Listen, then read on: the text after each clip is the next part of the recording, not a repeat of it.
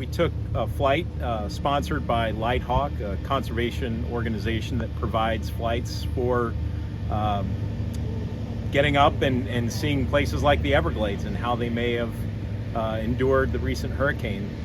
Well, what we saw with Irma in 2017 was both wind and surge damage.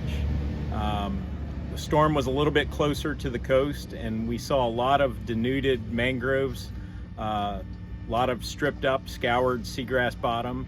A lot of that was pushed up against the shoreline around Cape Sable and into places like Snakebite.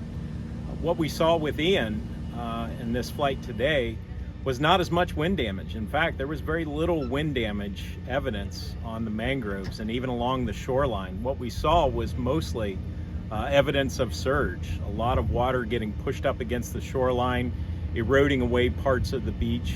We saw some areas where a lot of rainfall on Cape Sable resulted in some areas that were blown out. And then of course we saw those large plumes of tannin colored water getting pushed offshore. But for the most part, relative to Hurricane Irma, we didn't see nearly the wind damage.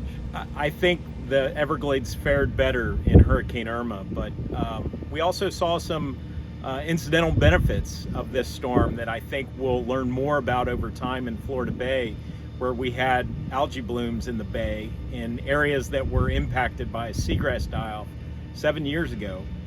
We had very dark green pea soup colored water leading up to the storm for much of this year, and it looks like the storm may have flushed out a lot of that bad water, and hopefully we'll see continued seagrass recovery in those basins.